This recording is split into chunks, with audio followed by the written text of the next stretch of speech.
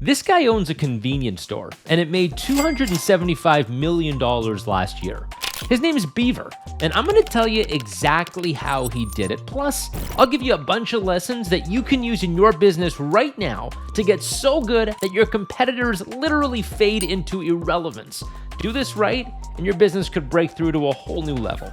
And of course, I'm just here to give you advice. I make no guarantees of the outcomes. Always use your own judgment and consult a professional where needed. Let's do it. So let's rewind back to the year 1982. Beaver just graduated college. And by the way, Beaver's real name is Arch Alpin III, but he goes by Beaver. So that's what I'm going to call him. Anyways, Beaver's working at his dad's construction company, but he's itching to build something for himself. He's got that entrepreneur juice, and he's driving to work one day, and that's when he notices something kind of weird. The convenience stores in his little town are no good. They actually kind of suck. They're terrible. They got filthy restrooms, crummy food, shabby service, and even then, these convenience stores are printing cash. Seems like kind of a good business. And that's when little Beaver gets a big idea. What if I could just build a better convenience store? So he goes to the bank, gets a loan, he buys a piece of land, and he builds a small shop. Don't forget, he comes from a construction company family, so probably had a fast track to do that. He calls this new store Buc-ee's, and he's about to get to work. So Beaver's store is doing okay. He just needs a little more brain power. And that's when he teams up with another young hustler by the name of Don Wasik. And Don's been working in the gas station game, car washes for years, so these two become the official co-founders of Buc-ee's. So the guys open store number 2, then 3, then 4, and within a couple decades, they've got a nice little chain of shops around Texas. And then Beaver's phone rings. There's this piece of land for sale nearby. It's just off the highway, and it's huge. Does he want to put a Buc-ee's there? Now, this is kind of nuts, because this Buc-ee's would need to be the size of a Walmart. Way, way bigger than anything they've done up to this point. But Beaver's game. He says yes, and Buc-ee's is about to blow up. So fast forward now to 2002, Beaver and Don opened the first Buc-ee's megastore, and right away, it's a hit. It's got 50 plus gas pumps compared to the usual 10 that you'd find at a normal rest stop. It's got these huge washrooms that are cleaned 24/7. It's got brisket, fudge, an entire wall of branded merch. If 7-Eleven and Disneyland had a love child, it would look a lot like this place.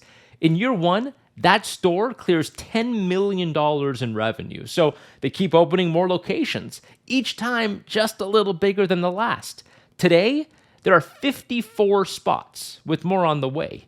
Buc-ee's takes this mundane business and just makes it delightful. Highway rest stops aren't supposed to be fun. They're just supposed to get the job done.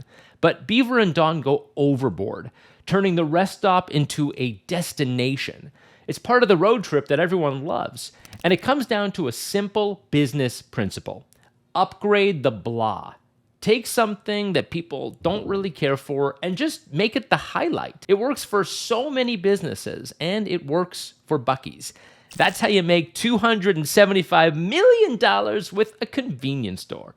So guys, I shared this story with y'all on YouTube, Instagram, TikTok, LinkedIn, Facebook. 27 million people saw this story. And it was also ripped off by a ton of others. So if you see a story about Buc-ee's anywhere on the internet today, chances are, literally, it was someone taking my story, throwing it into ChatGPT, changing a few things, and throwing it up on the internet. It's okay. I don't care. I'm good with it. I love building entrepreneurship stories. I love capitalism. So the more of this out there, the better. And I got to be honest, every version of the story did well. So I want to say you're welcome to Buc-ee's for the 1 billion plus impressions that my story got. And hey guys, that's what happens when you build a brand people love. You'll get a ton of free press.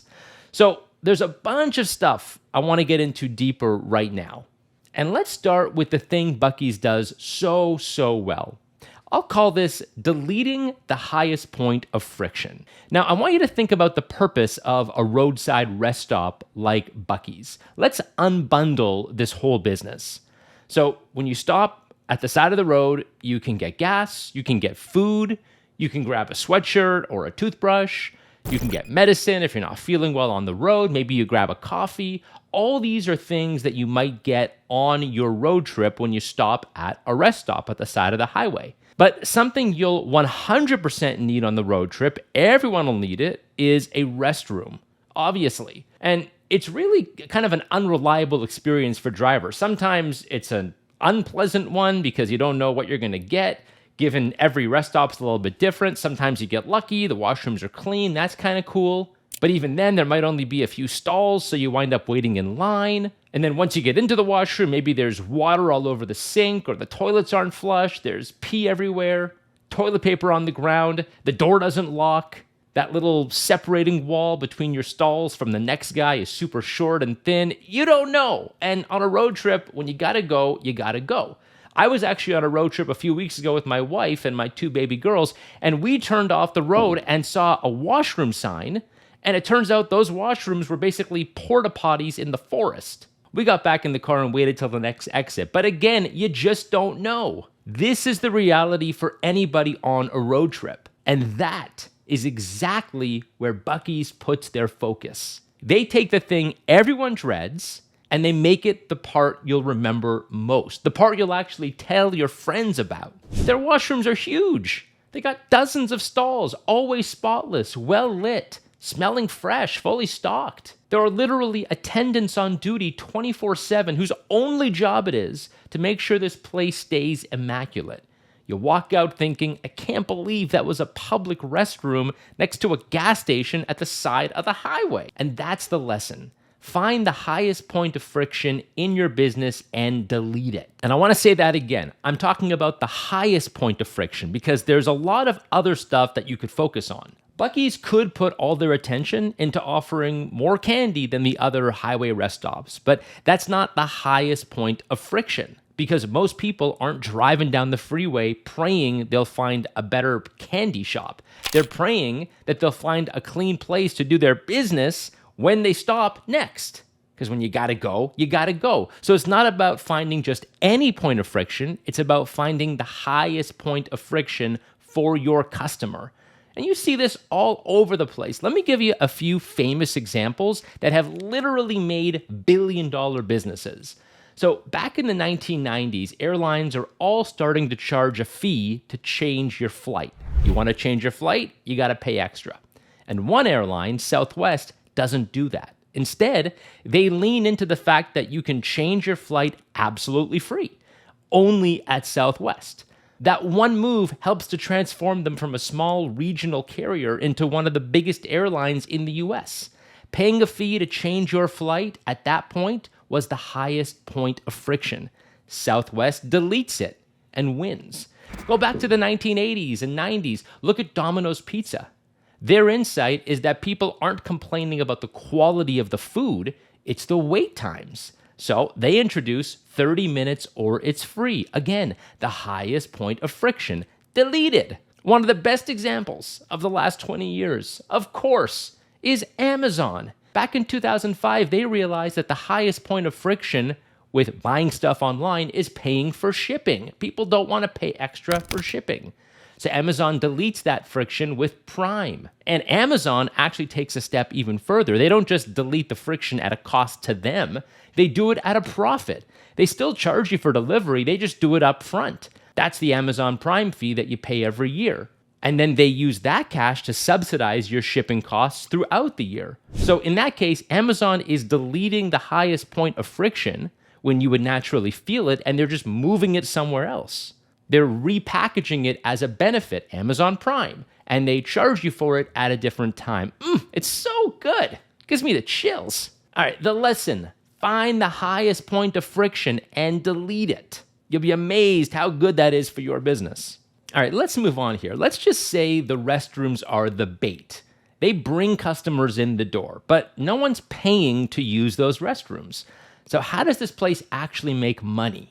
Show me the money stack. Well, step one is the fuel.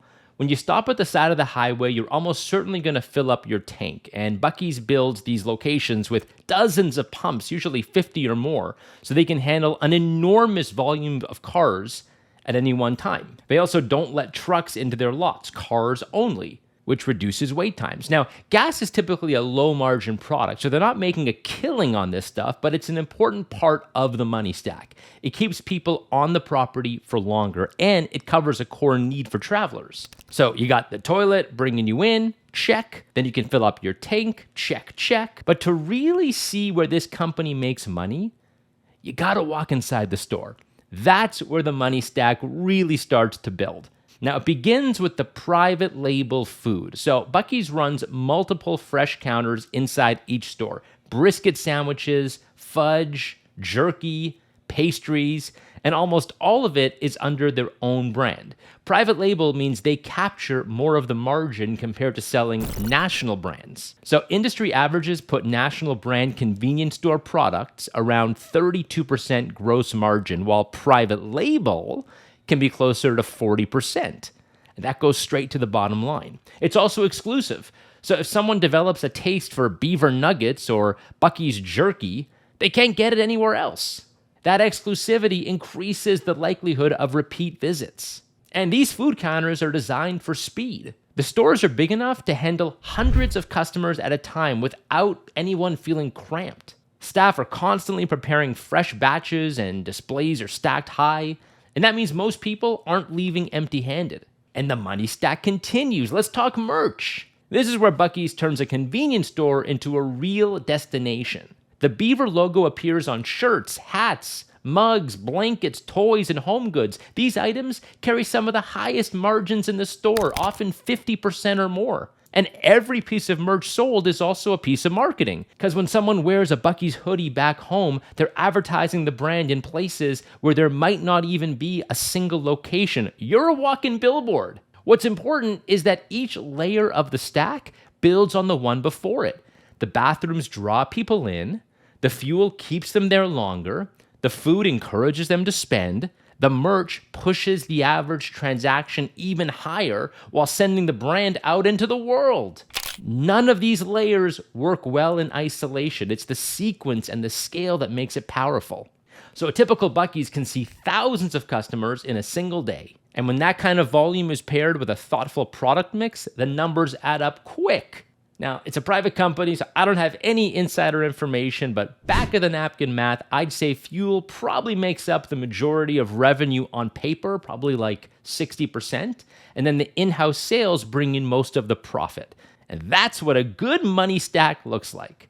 And by the way, just pause for a second, a reality check here. When I say all this now, it sounds like I'm describing a masterpiece. But it definitely didn't start that way. Don't get fueled into just looking at the highlight reel, the finished product. You also have to look at the blooper reel, because that's where businesses are really built. A whole lot of bloopers, and occasionally you stumble on some success. And when you do, run with it and scale as fast as you can. So guys, there's something I noticed right away when I posted this story across my Instagram, TikTok, Facebook, LinkedIn, YouTube, everywhere. And that was just how much people love this brand. I mean, it's crazy. My Facebook post alone was read by like 14 million people in a week. And then probably 30 or 40 million people across all the platforms. And then hundreds of millions of people when the story was ripped off and shared by others. And people have very strong feelings towards this brand. I'd say Buc-ee's is one of the most loved brands in America, and I've seen many. People wear the merch like it's a sports team, they take selfies in the bathrooms, they plan entire trips around a stop at Buc-ee's. But here's the thing, brands that inspire that level of love almost always attract an equal level of haters. The same qualities that make you a cult favorite for some will make you unbearable to others. So get this, there's a story just this year in 2025. Buc-ee's announces plans for a massive new location in Palmer Lake, Colorado. It's the full Buc-ee's package, dozens of gas pumps, a store the size of a football field, fresh brisket counters, fudge stations, shelves stacked with the Beaver nuggets, and of course, the spotless restrooms. And for Buc-ee's fans, it's a dream come true.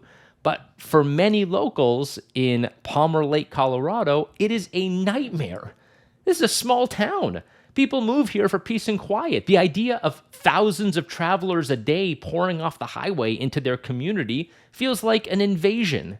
So concerns pop up about traffic, congestion, environmental impact, and how this giant travel center might change the town's character. The backlash is immediate, and it's intense. There are protests, there are lawsuits, leaked text, even vandalism, and suddenly Buc-ee's finds itself in the middle of a fight it didn't ask for, but it's got to deal with. And this wasn't even the first time Buc-ee's expansion got a huge public backlash. Back in 2016, they pulled back from a highly anticipated project in Baton Rouge, Louisiana. This is supposed to be their first big leap outside Texas.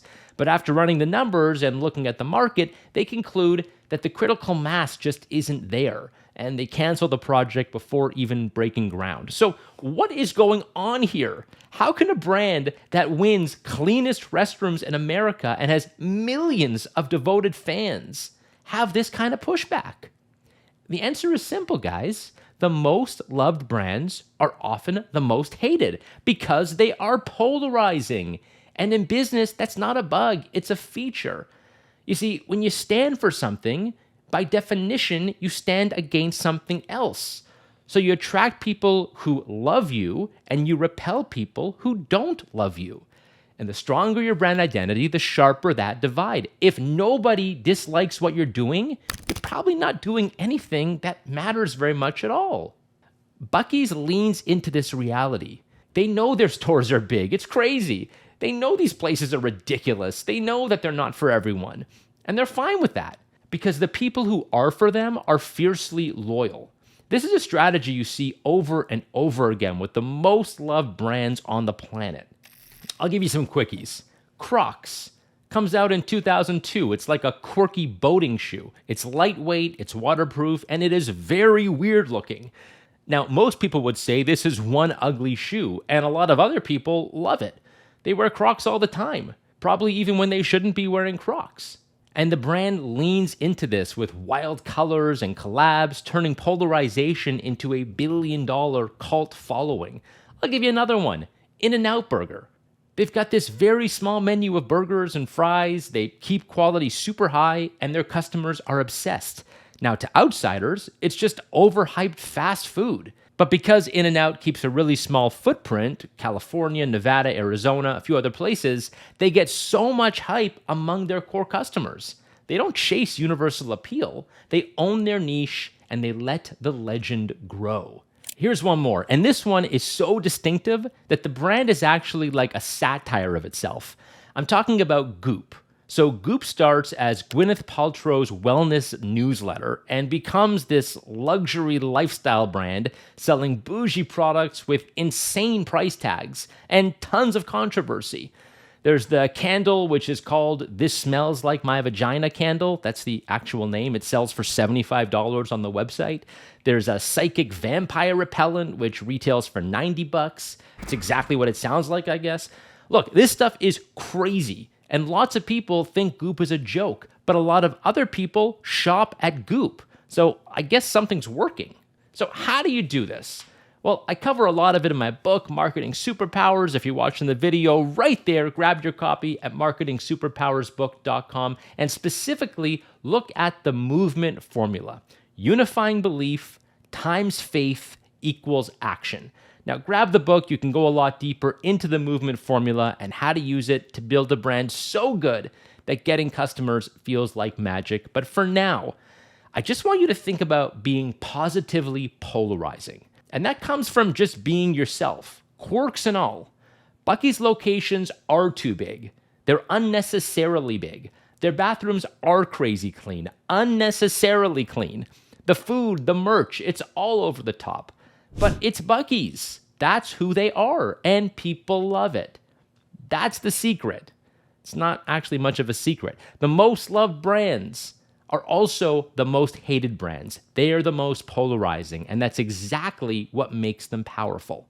And that's the story of Buc-ee's, the crazy $275 million roadside rest stop. My name is Jon Davids. Thanks to my amazing team here at Influicity for producing this podcast. Get my best stuff to your inbox at jondavids.com.